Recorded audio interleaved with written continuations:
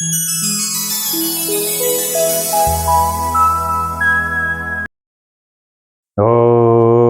कया निश्चित्राया भूव दूती सदा वृधः सखा कया सचिष्ठया वृता। ओम। मैं इस वीडियो के माध्यम से आपको ऐसा उपाख्यान, ऐसी कथा, ऐसा तथ्य बताने जा रहा हूँ जो आपने कभी सुना नहीं होगा, न किसी ने बताया होगा, और उसकी उपयोगिता से हम सब सर्वथा वंचित हैं। इसको जानना आपको परम आवश्यक है, और इसके जानने से बहुत सी गुत्थियां आपकी दूर हो जाएंगी, बहुत सी उलझनें दूर हो जाएंगी, बहुत से जो चीज़ें जो आपकी समझ में नहीं आ रही हैं वो भी समझ में आ जाएंगी, और आप बहुत अच्छी तरह से अपना भला भी कर सकते हैं। मैं आज ग्रहण के बारे में बता रहा हूँ। सदियों से हम केवल सूर्य और चंद्र ग्रहण के बारे में सुनते, जानते और तदनुसार कार्य करते चले आ रहे हैं। ऐसा क्या कारण है? सबसे पहले मैं बता दूं कि जब समुद्र का मंथन हुआ था, यह कथा आपको विदित होगी कि समुद्र का मंथन हुआ था तो उसमें से 14 रत्न निकले थे। श्री मणिरंभा वारुणी अमीय शंख गजराज कल्प वृक्ष धन धेनु शशि धनवंतरि विश्वाज। तो इसमें से जब अमृत निकला, अमीय शंख गजराज, जब अमृत निकला तो उसको बांटने के लिए जब समय आया तो यह हुआ कि भाई अमृत तो अगर दानव पी लेंगे तो वो भी अमर हो जाएंगे, फिर देवता उनको कभी परास्त नहीं कर सकते, वो कभी मर नहीं सकते। इसको सोच करके भगवान विष्णु ने माया रची और उन्होंने मोहिनी रूप धारण करके बांटना शुरू किया। अभी हुआ क्या कि इसके पहले जब अमृत निकला और भगवान के मोहिनी रूप धारण करने के पहले सब देवी देवता जो है यह सोचे कि अब ये कैसे होगा, कैसे इनको रोका जाए अमृत पीने से। तो अब ये लोग लगे ढूंढने भगवान विष्णु को, वही अब इसमें कुछ कर सकते हैं। लेकिन इसी मध्य में भगवान विष्णु तो मोहिनी रूप धारण कर चुके थे। अब ये लोग और विविध देवी देवताओं से यह बात कहने लगे कि जल्दी इनका निवारण कीजिए, जल्दी इनका निवारण कीजिए। तब तक बांटने का कार्यक्रम रुका हुआ था। ये कहा गया था कि भाई बांटने वाले को जो निष्पक्ष हो उसको बुलाया जाएगा, इसीलिए रुका हुआ था। अब ये जो निशाचर था जिसका नाम बाद में राहु पड़ा, इसने देखा कि भाई तो सभी देवता इधर उधर घूम रहे हैं, कोई बात होगी जरूर, कोई न कोई बात होगी जरूर। तो जितने भी प्रकाश पिंड थे, जैसे सूर्य हुआ, चंद्रमा हुआ, या सूर्य से प्रकाशित होने वाले अन्य लोक या लोकपाल या ग्रह हुए, जो भी देवी देवता हों, वो सब लोग भाग रहे थे। तो और आखिरकार इधर तब तक भगवान विष्णु जो है अपना मोहिनी रूप धारण करके इधर आ गए। इन्होंने अमृत बांटना शुरू किया। देवताओं के द्वारा उनको पता चल चुका था कि ऐसी ऐसी बात है।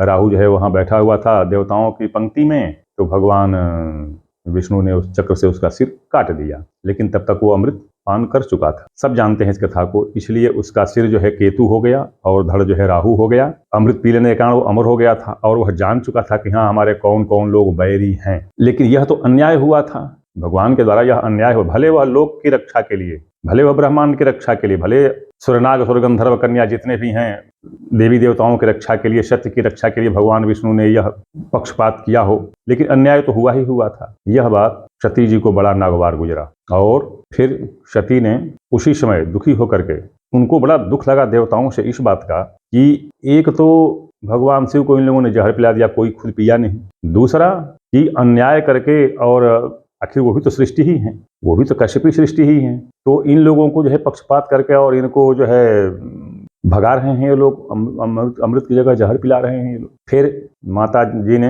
यही नहीं किया, भगवान विष्णु ने क्या किया कि उनको राहु का गर्दन तो काट दिया। माता सती को जब यह बात लगी, बुरी लगी, तो वह कुपित हो गई और सूर्य को वो श्राप देने को तत्पर हो गई। तब भगवान विष्णु ने जो बोला कि ठीक है, मैं इनकी रक्षा के लिए प्रयत्न करता हूँ। माता बोले कि अभी आप रक्षा अगर करेंगे तो उसमें भी पक्षपात होगा, इसलिए आप रहने दीजिए, मैं इनकी रक्षा करूंगी, आप अपना लोक संभालिए। जैसा कि आपको मालूम हुआ कि पृथ्वी के नीचे 7 लोक हैं, अतल, बीतल, सुतल, तलातल, महातल, रसातल, पाताल। और पृथ्वी के ऊपर 7 लोक हैं, यही 14 भुवन होते हैं। भूवः स्व मह तप जन सत्य। 7 पृथ्वी के ऊपर, 7 पृथ्वी के नीचे, यही 14 भुवन होते हैं। तो वो बोले कि इधर तो ये देवता लोग रहते हैं, इसी में स्वर्ग लोक भी है, सब कुछ है, बैकुंठ है, सब है। तो उन्होंने उनको पाताल भेजा और सारी मायावी विद्याओं से उन्हें भर दिया। अपने वरदान के स्वरूप उन्होंने मय दानव उत्पन्न किया। वो बहुत बड़ा वैज्ञानिक था, मय दानव बहुत बड़ा वैज्ञानिक था। वह जो यहाँ पर जो हमारे जो माने जाते हैं विश्वकर्मा इंजीनियर, तो ये मात्र विश्वकर्मा इंजीनियर थे। यह इंजीनियर और वैद्य दोनों था। अभी मैं आपको बताऊं कि इसी मय ने, क्योंकि पाताल में था क्या, कुछ नहीं था, विवर और ये छिद्र जहां तहां उबड़ खाबड़ था, कुछ रहने लायक नहीं था। तो उस मय ने क्या किया कि वहां पर अपने इंजीनियरिंग और अपने भैसजे के बल पर उनको बहुत ही अच्छा लोक बना दिया। कैसे?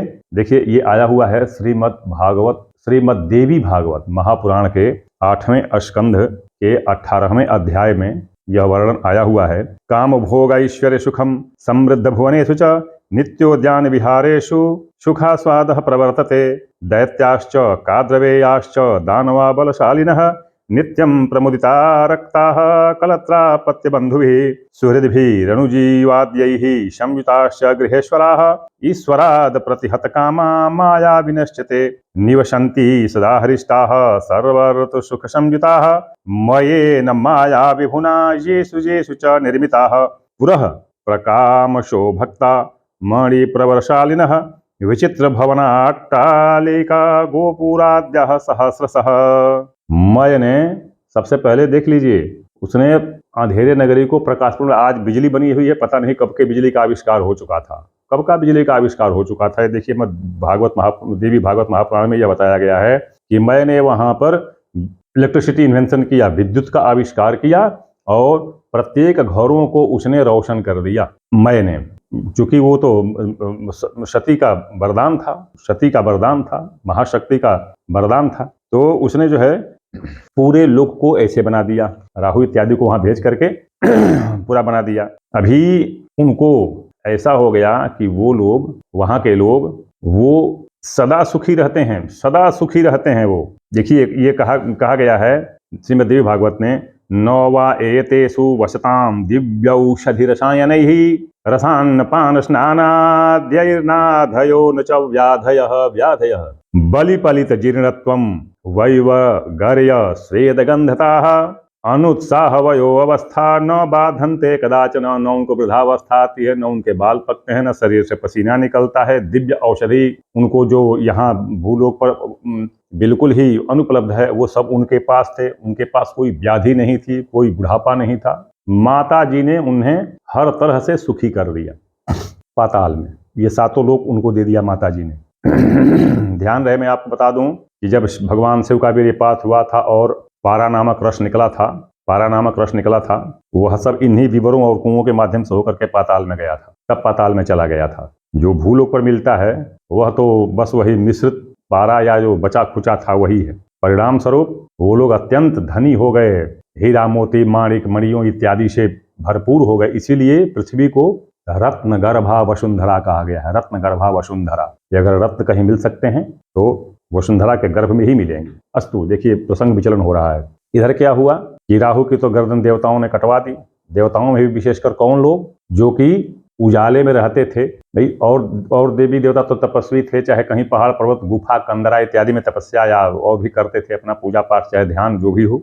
लेकिन जो प्रकाश में थे, तो प्रकाश में आने वाले यही ग्रह और उपग्रह हुए थे। ग्रह और उपग्रह जो आज प्रकाश पिंड, उल्का पिंड या ग्रह नक्षत्र कहलाते हैं, यही हुए थे। यही लोग देख करके और बताए थे कि ऐसे ऐसे यहाँ पर देखिए बैठा हुआ है राहु, पी रहा है और इस पर गर्दन काटिए, तो जो भी हो। अभी राहु, यद्यपि राहु का बैर तो समस्त देवी देवताओं से है, किंतु उसको बहुत बड़ा बैर इन प्रकाश युक्त ग्रहों से हो गया, देवताओं से हो गया, जिसमें बृहस्पति भी, सूर्य चंद्रमा भी, बुध मंगल भी सब हो गए। शुक्र को उन्होंने छोड़ दिया, क्योंकि शुक्र जो थे वो इनके गुरु थे और शुक्र इनके साथ रह करके इनकी सारी सूचनाएं इन्हें देते थे और इनकी रक्षा करते थे। इसलिए शुक्र को इन लोगों ने छोड़ दिया। शेष समस्त ग्रहों, उपग्रहों और पिंडों, उल्का पिंडों इत्यादि का ये राहु ग्रस्ता है। अब देखिए यहाँ पर जो है क्या हुआ, यह सारा क्रियाकलाप पृथ्वी पर हुआ था।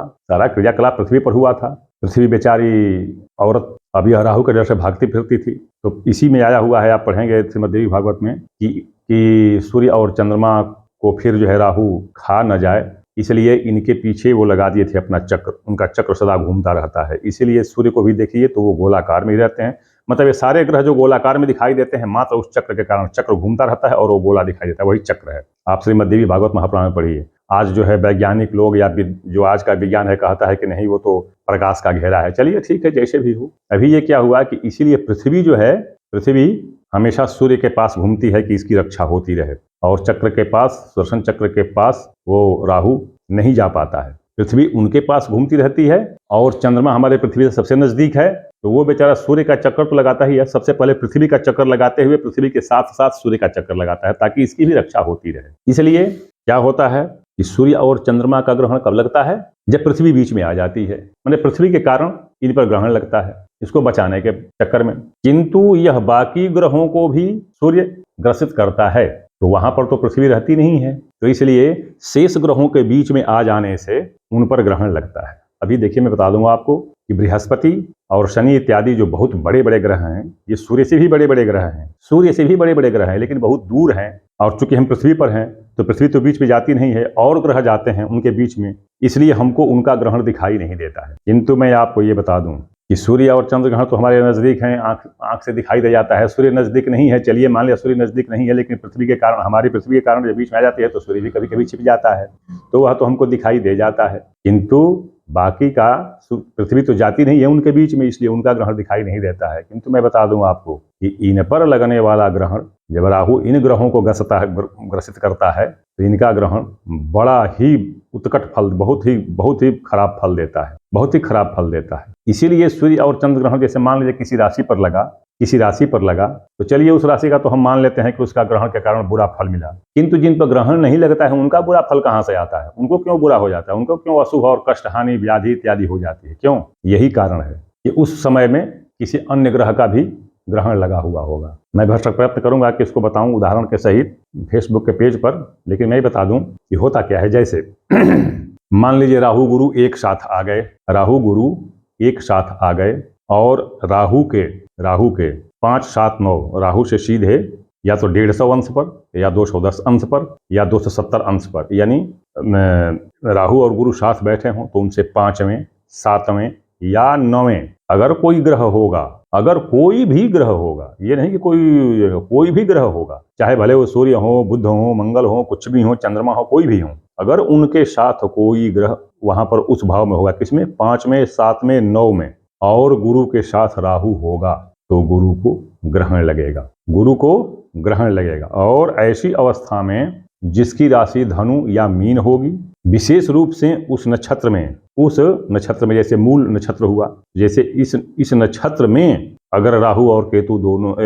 गुरु दोनों हैं, और 5वें, 7वें या 9वें कोई ग्रह बैठ गया, देख लीजिए 5वां, 7वां, 9वां, ये तीनों घर जो हैं ये कोण और केंद्र माने जाते हैं। किंतु अगर इसमें कोई ग्रह हो गया तो बृहस्पति को ग्रहण हो जाता है, और तब बृहस्पति जो है उस नक्षत्र वाले, जैसे मूल नक्षत्र वाले या धनु या मीन राशि वालों के लिए अत्यंत अशुभकर हो जाता है। भले सूर्य ग्रहण कहीं और किसी और राशि पर हो, चंद्र किसी और राशि पर हो, लेकिन यह अशुभकर हो जाता है। किंतु इसको हम देखते नहीं हैं, क्योंकि ये बहुत दूर होता है अंतरिक्ष में, पृथ्वी बीच में आती नहीं है, इसलिए हम इसको देख नहीं पाते हैं, जान नहीं पाते। जबकि इसका वर्णन ईशी देवी भागवत में किया गया है। पहली बात। दूसरी बात, मैं एक बात और बता दूंगा आपको कि सूर्य और चंद्रमा की रक्षा के लिए, क्योंकि ये लोग, इनको भय हो गया था कि हमको फिर राहु जो है फिर कभी भी ग्रसित कर सकता है, तो इसलिए इन लोगों की रक्षा के लिए भगवान विष्णु ने, जैसा मैं बताया कि उनको चक्र दे दिया था कि चक्र इसके पास घूमता रहेगा। तो इसीलिए ये कहते हैं कि सूर्या चंद्रम सोर्दूरात् भवेच्छादनकारकः तन्निशम्यो भयन्नापि विष्णुना प्रेरितं स्वकं चक्रम सुदर्शनम नाम ज्वालामालाति भीषणं तत्तेजसा दुःशहेन समन्तात् परिवारितम् मुहूर्तो द्विजमानस्तु दूरात् चकितमानसः आरान्निवर्तते सोयम उपराग इति यः। वहां पर चक्र होने के कारण राहु तो उनके पास जाता नहीं है, दूर से ही उनको निचोड़ने और उसका काम करता है, निगल नहीं पाता है। किंतु जो और ग्रह हैं उनके पास तो चक्र है नहीं।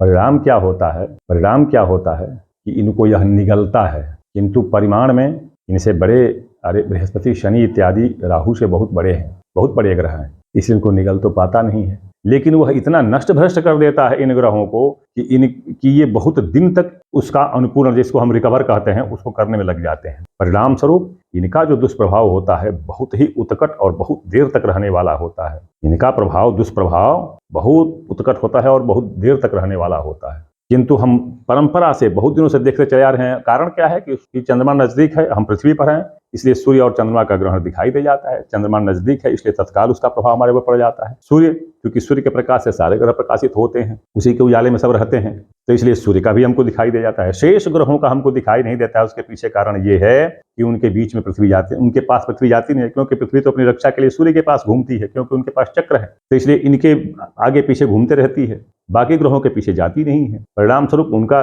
जो है, हम धरतीवासी उनके ग्रहण को देख नहीं पाते हैं। किंतु प्रकाश तो उनका पड़ रहा है हमारे ऊपर, क्योंकि इसी सौरमंडल के कक्षा में वो लोग घूम रहे हैं। प्रकाश आखिर लेना है उनको भी, तो उजाले में रहना है, तो इसलिए इसी सौरमंडल के आसपास इर्द गिर्द घूम रहे हैं। तो जब उन पर ग्रहण लगता है तो वह ग्रहण बहुत ही अनिष्टकारी होता है, बहुत ही अनिष्टकारी होता है।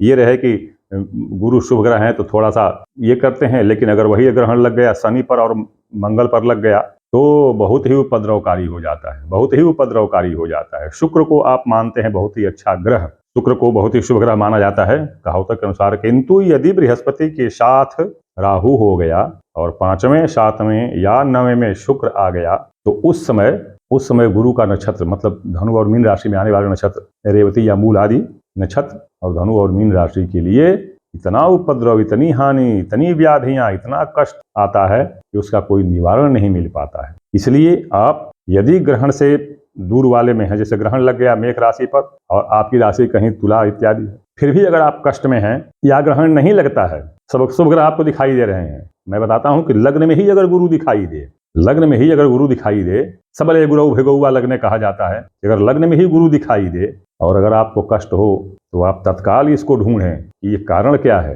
कहीं ऐसा तो नहीं कि बुध के साथ राहु बैठा हुआ है और 10वें भाव में कोई ग्रह है, बुध केंद्र में बैठा हुआ है, 10वें बैठा हुआ है, चौथे बैठा हुआ है, तो तब उसके अनुसार उपाय करें। और इसीलिए हम होता क्या है कि बहुत से उपाय करते हैं वो निष्फल हो जाते हैं, निष्फल हो जाते हैं। यह मेरा अपना अनुभव भी रहा है बहुतों के साथ कि इसको देखिए कि आखिर ये दुष्प्रभाव, ये क्यों कष्ट, परेशानी, क्यों हानि और रोग इत्यादि उत्पन्न हो, इसको देखिए। अगर ऐसी स्थिति आती है तो अवश्यतया ये उस ग्रह के ग्रहण के कारण है। जैसा कि मैं बता दिया कि बुध को केंद्र में देख के लोग समझते हैं कि शुभ है। कहा जाता है ना कि क्षीणश्चंद्रो रविर्भौमो पापो राहु शनि शिखी बुधो अपि तैर्जुतम पापम होराराशद मूर्छते। अगर जैसे हम कहते हैं कि राहु तो संगति से फल देता है, राहु तो संगति से फल देता है, चलिए मान लिया राहु संगति से फल देता है, लेकिन राहु जिसकी संगति से फल देता है जिस ग्रह की, वो क्या फल देगा, इसको देखिए आप। बृहस्पति के साथ अगर राहु है तो राहु तो चलिए बृहस्पति के अनुसार फल देगा, बृहस्पति शुभ ग्रह है, राहु तो देगा फल, लेकिन बृहस्पति किसका फल देगा, बस इसको देखिए और यह जान लीजिए। और इसके अनुसार यदि आप अपना उपाय कीजिए, निवारण कीजिए, तो मेरा यह देखा हुआ है 100% निवारण हो जाता है। रोग का, भय, दुख, हानि, चिंता, सब कुछ का 100% निवारण होता है। तो इस तरह से अन्य भी ग्रहों पर ग्रहण लगता है, अन्य ग्रहों पर भी ग्रहण लगता है। अंतर इतना ही है कि उनके साथ, उनके बीच में पृथ्वी नहीं आती है। पृथ्वी क्यों नहीं आती है? क्योंकि उसको अपनी रक्षा का भय रहता है। इसलिए जो चक्र भगवान विष्णु ने दिया था सूर्य और चंद्र को, इसी के इर्द गिर्द घूमते ताकि उसकी रक्षा हो सके, इसीलिए वो अन्य ग्रहों के पास नहीं जाती है। और हम चूंकि धरती पर रहने वाले हैं, तो जब हमारी धरती उनके बीच नहीं जाती है तो हम और ग्रहों का ग्रहण देख नहीं पाते हैं, किंतु उनका प्रभाव हमारे ऊपर व्यापक पड़ता है, बहुत उत्कट पड़ता है। इसलिए प्रत्येक ग्रहों का ग्रहण होता है और हमको अपना फल जानने से पहले, पूजा पाठ विधान करने से पहले, निदान करने के लिए या उनके निवारण का उपाय करने से पहले यह देख लेना है कि कहीं हमारे राशि वाले को, हमारे लग्न के स्वामी को, हमारे राशि के स्वामी को, हमारे नक्षत्र के स्वामी को ग्रहण तो नहीं है। अगर वो ग्रहण है तो उसका निवारण कीजिए। इसीलिए कहा जाता है कि अगर लग्नेश बलवान हो तो सारे व्याधि वगैरह दूर हो जाते हैं। या गुरु के बारे में भी कहा गया है, कि किम करिष्यन्ति ग्रहाः सर्वे, किम करिष्यन्ति ग्रहाः सर्वे यस्य केंद्रे बृहस्पति मत्त मातंग जूथानाम भिन्नत्येको अपि केशरी। अगर बलवान गुरु हो, किम करिष्यन्ति ग्रहाः सर्वे यस्य केंद्र, लेकिन केंद्र में बृहस्पति यदि अकेले हो तब तो, जब राहु के साथ होगा तो क्या हो। तो इसलिए सबसे पहले उसको देखिए और उसका निवारण कीजिए। आपके सारे कष्ट दूर होंगे, निश्चित रूप से सारे कष्ट दूर होंगे। यह मेरा अनुभव भी रहा है, पहली चीज, शास्त्रों का कथन भी है, ये दोनों है। इसलिए आप ये जान जाइए कि हर ग्रह का ग्रहण होता है और हर राशि पर ग्रहण लगता है, हर वो राशियों पर ग्रहण लगता है। उनके निवारण का उपाय करें, आपको सबसे सफलता मिलेगी, 100% सफलता मिलेगी। ओम नमः चंडिकायै।